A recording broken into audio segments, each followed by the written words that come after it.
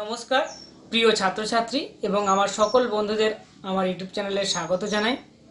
আজকে তোমাদের সামনে আমি যে বিষয়টি নিয়ে এসেছি সেটি হলো যে ত্রিকোণমিতিক অনুপাত এবং অভেদাবলী। গত ভিডিওতে তোমাদের ত্রিকোণমিতিক কোণ পরিমাপ সম্বন্ধে আমি বলেছিলাম। আজকে ত্রিকোণমিতিক অনুপাত এবং অভেদাবলী সম্পর্কে আলোচনা করব।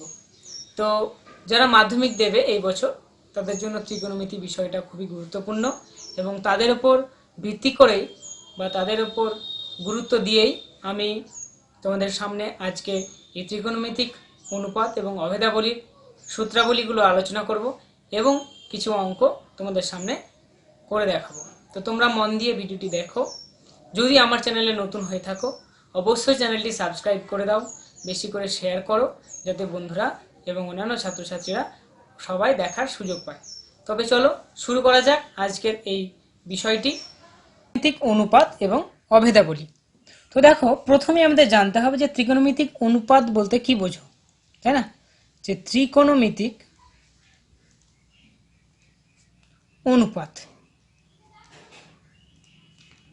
তো ত্রিকোণমিতিক অনুপাত কি না, তো একটি সমকোণী ত্রিভুজ, এটা সমকোণী ত্রিভুজ আঁকলাম, ঠিক আছে, এ বি সি।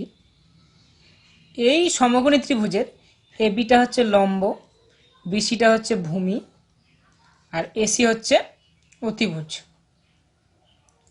তো বলছে যে এই ত্রিভুজের তিনটি বাহু, দুটি করে বাহু নিয়ে মোট 6 প্রকারের অনুপাত পাওয়া যায়। এই অনুপাতকে বলা হয় ত্রিকোণমিতিক অনুপাত। যেমন আমি প্রথম অনুপাত যদি ধরি যে লম্ব বাই অতিভুজ, মানে এবি বাই এসি, এটা একটা অনুপাত। তো এই অনুপাতটাকে আমরা বলবো সাইন, ঠিক আছে। যদি বলা হয় লম্ব বাই ভূমি, তো কি হবে এবি বাই বিসি। এই যে অনুপাত, এটাকে বলবো আমরা ট্যানজেন্ট, ট্যান দ্বারা লিখছি। তারপর যদি বলি অতিভুজ বাই ভূমি, এসি বাই বিসি, তো অতিভুজ বাই ভূমি মানে কি হবে সেক। যদি ভূমি বাই অতিভুজ করা হয় বিসি বাই এসি, তখন কি হবে কস। 1 2 3 4টে হলো, আরো দুটো পাবো, সেটা কি ভূমি বাই লম্ব, বিসি বাই এবি, সেটা হবে কট। আর একটা যেটা পাবো সেটা হচ্ছে অতিভুজ বাই ভূমি, অতিভুজ বাই লম্ব, এসি বাই এবি, এটা পাবো আমরা কোশেক। তাহলে কি কি পেলাম? এটা হচ্ছে লম্ব বাই অতিভুজ, এটা এবি বাই বিসি মানে হচ্ছে লম্ব বাই ভূমি, এসি বাই বিসি অতিভুজ বাই ভূমি, cos BC by AC, BC by AC মানে ভূমি বাই অতিভুজ,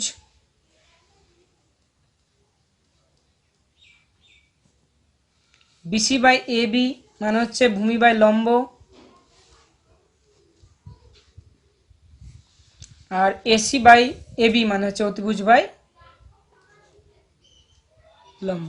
তো এই যে 6 ধরনের অনুপাত পাওয়া গেল, 6টি অনুপাত, এই অনুপাতকে আমরা বলবো ত্রিকোণমিতিক অনুপাত, ত্রিকোণমিতিক অনুপাত। আশা করি বোঝাতে পারলাম। এটা ভালোভাবে মুখস্থ করবে তোমরা। আর এখানে ভালোভাবে লক্ষ্য করো, এ বি সি এটা একটা সমকোণী ত্রিভুজ। আমি এই কোণের সাপেক্ষে যে সামনে বাহুটা হবে সেটাকে লম্ব ধরেছি, অর্থাৎ এটাকে যদি আমি থিটা ধরি, তো এই কোণের সাপেক্ষে আমি এগুলোকে বিচার করেছি, এই কোণের সাপেক্ষে, সি কোণের সাপেক্ষে, সি কোণটা আমরা থিটা ধরেছি। তো এটা লম্ব, এটা ভূমি, এটা অতিভুজ। যদি তোমরা এ কোণটাকে ধরো, ঠিক আছে, এ কোণের সাপেক্ষে কিন্তু এটা লম্ব হবে, এটা ভূমি, এটা অতিভুজ হবে। যে কোণ ধরবে তার সেই কোণের সামনে বাহু হবে লম্ব, ঠিক আছে, তাই আমি সিকোণ ধরেছি, তার সামনে বহু লম্ব, সিকোণকে ধরেই কিন্তু আমরা এই অনুপাতগুলো বার করেছি। আশা করি বোঝা গেল। এর পরবর্তী অংশ চলে আসি। আচ্ছা, তোমরা এখানে লক্ষ্য করে দেখো যে লম্ব বাই অতিভুজ আর অতিভুজ বাই লম্ব, তাহলে এই দুটোর সঙ্গে কিন্তু একটা অনুপাত মানে সম্পর্ক থেকেই যায়, সাইনের সঙ্গে কোসেকের, তাই না? তাহলে এটা লম্ব বাই অতিভুজ, এটা অতিভুজ বাই লম্ব, মানে উল্টোটা, মানে ইনভার্সটা। তাহলে এখানে আমরা সম্পর্ক লিখতে পারি সাইন থিটা, যদি আমরা ধরি সিকোণটা, তাহলে sine theta equal to 1 by cosec theta. ঠিক একই রকমভাবে এরকম আমরা সম্পর্ক দেখো পাবো যে লম্ব বাই ভূমি আর ভূমি বাই লম্ব, অর্থাৎ ট্যান এবং কটের মধ্যে সম্পর্ক পাবো। তাহলে আমরা যদি এরকমভাবে লিখি ট্যান থিটা সমান 1 বাই কট থিটা। ঠিক উল্টোটা আমরা লিখতে পারি যে কোসেক থিটা মানে হচ্ছে 1 বাই সাইন থিটা। ঠিক এখানেও আমরা কট থিটাকে লিখতে পারি কি 1 বাই ট্যান থিটা। এইভাবে আরও একটা দেখো সম্পর্ক পাবো, সেটা হচ্ছে অতিভুজ বাই ভূমি আর ভূমি বাই অতিভুজ, অর্থাৎ সেক এবং কসের মধ্যে। তাহলে আমরা কি লিখতে পারি সেক থিটা সমান হচ্ছে 1 বাই কস থিটা, অথবা কস থিটা সমান কি লিখতে পারি 1 বাই সেক থিটা। এইগুলো কিন্তু সম্পর্ক পেয়ে যায়। যদি আমরা ট্যান এবং কট, হ্যাঁ, এই ট্যানটাকে ভালো করে লক্ষ্য করে দেখো, এরকম আমরা পাই যে ট্যান থিটা সমান কি দেখলাম যে লম্ব বাই ভূমি। তো এটাকে যদি অতিভুজ দিয়ে ভাগ করে দেই, মানে লম্ব বাই অতিভুজ আবার ভূমি বাই অতিভুজ। তো দেখো কি পাচ্ছি, লম্ব বাই অতিভুজ মানে কি সাইন, আর অতিভুজ বাই ভূমি বাই অতিভুজ মানে কি ভূমি বাই অতিভুজ মানে কস, তাই না? লম্ব বাই অতিভুজ মানে সাইন আর ভূমি বাই অতিভুজ মানে কস। তাহলে অ্যাকচুয়ালি ট্যান থিটা সমান আমরা কি পেলাম ফাইনালি, যে ট্যান থিটা সমান sine theta by cos theta, তাই না? ঠিক একই রকমভাবে আমরা তাহলে কট থিটা সমান কি পাবো, ঠিক এর উল্টোটা cos theta by sine theta. এই সম্পর্কগুলো তোমাদের কিন্তু মনে রাখতে হবে। এখান থেকে আমরা আরও সূত্রাবলী পাবো। 1 নম্বর হচ্ছে যদি আমি সাইন স্কোয়ার থিটা করি প্লাস কস স্কোয়ার থিটা করি তবে আমরা 1 পাবো। 2 number sec square theta minus tan square theta, এটা যদি আমরা বিয়োগ করি তবে এটা 1 পাবো। আর 3 নম্বর সূত্র হচ্ছে যে cosec square theta minus cot square theta equal to 1। এবার এই তিনটে সম্পর্ক থেকে তুমি কিন্তু অনেক রকম সম্পর্ক তৈরি করতে পারবে। প্রথম থেকে আমরা যদি শুধু সাইনের মান বের করি তাহলে কি হবে, sine square theta equal to 1 minus cosec square theta. তাহলে সাইন থিটা মানে কি root 1 minus cos square theta.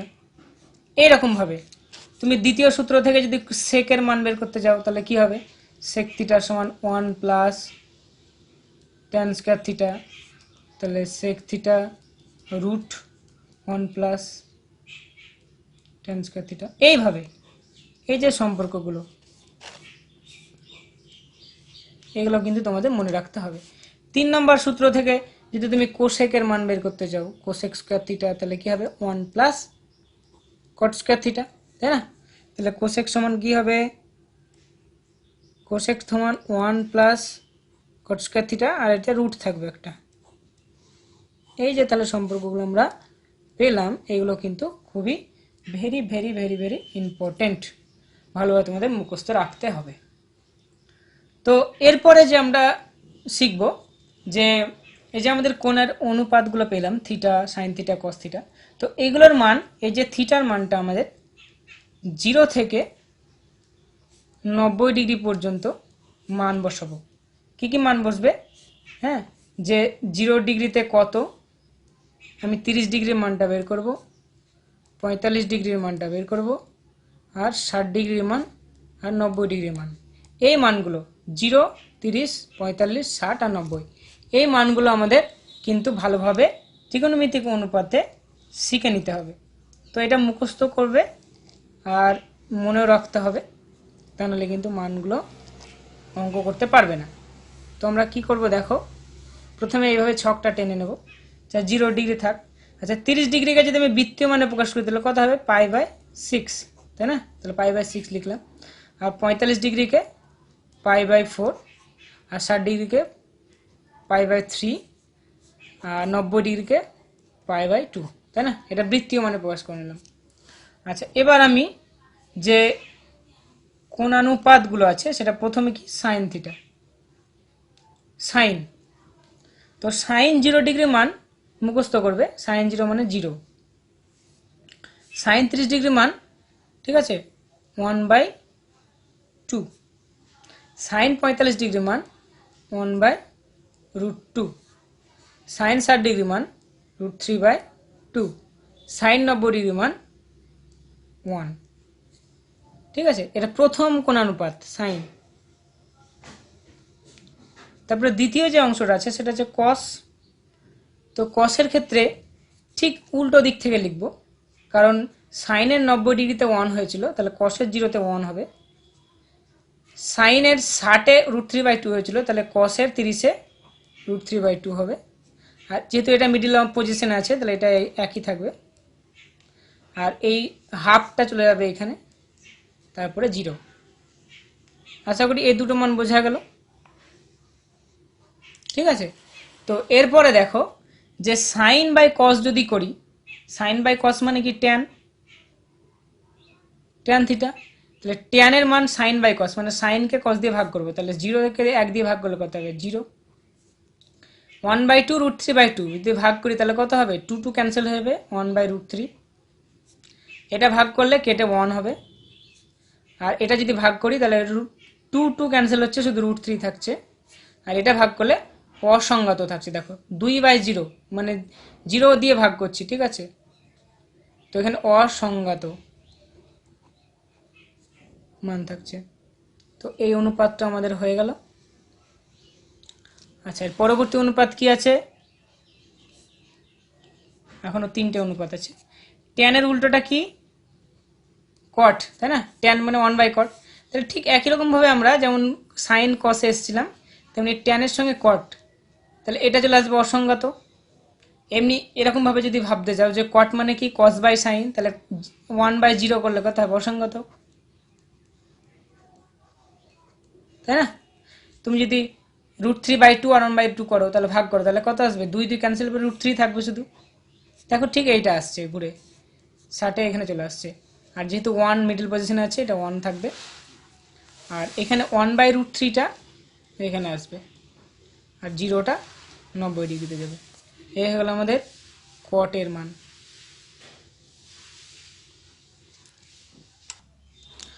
এরপরে আমরা জানবো সেক। সেক, সেক মানে কি, সেক মানে হচ্ছে 1/cos। তাহলে এখানে 1/cos যদি করি তাহলে 1/1 মানে 1, তাই না? আর এখানে √3/2 এটা আছে, এটা উল্টে গেলে হবে 2/√3। ঠিক এটা তাহলে হবে √2, এটা উল্টে গেলে হবে শুধু 2। এটা যদি উল্টে যায় তাহলে এটা হবে অসংগত, তাই না? অসংগত 1/0 করলে অসংগত হচ্ছে। আচ্ছা এরপরে আমাদের আসবে কোসেক। কোসেকটা কিন্তু ঠিক এর উল্টোটা, সেকের উল্টোটা, মানে সেক 90 ডিগ্রি থেকে শুরু করবো এখানে। তাহলে কোস সেক 90 ডিগ্রি ছিল অসংগত, তাহলে এখানে হবে অসংগত, তাই না? এখানে ছিল 2 তাহলে এখানে হবে 2। এখানে √2 যেহেতু মিডল পজিশনে আছে এটা √2 থাকবে। আর এখানে হবে 2/√3, আর এখানে হবে 1। এই তোমাদের মান দেখো মুখস্থ না করেও এরকমভাবে বের করা যায়। তোমরা যদি এরকমভাবে শিখে রাখো তাহলে কিন্তু অঙ্ক করতে খুবই তোমাদের সুবিধা হবে। তো আশা করি তোমরা বুঝতে পেরেছো। এইভাবে তোমরা প্র্যাকটিস করো, দেখো 2বার 3বার করলেই মানগুলো কিন্তু তোমাদের মুখস্থ হয়ে যাবে। তারপরে তখন অঙ্ক করবে। চলো এরপর আমরা সোজা চলে যাই অঙ্কের মধ্যে। 23.1। তো প্রথম অঙ্ক, একটি সমকোণী ত্রিভুজ এবিসি এঁকেছি, যার অতিভুজ এবি, যার 10 সেন্টিমিটার, ভূমি হচ্ছে বিসি 8 সেন্টিমিটার এবং লম্ব এসি 6 সেন্টিমিটার। এবিসি এর সাইন ট্যানজেন্টের মান নির্ণয় করো। তো প্রথম আমাকে ছবি আঁকতে হবে, একটা ছবি সমকোণী ত্রিভুজ আঁকলাম, ঠিক আছে। এখানে আমি দেখিয়ে দিচ্ছি।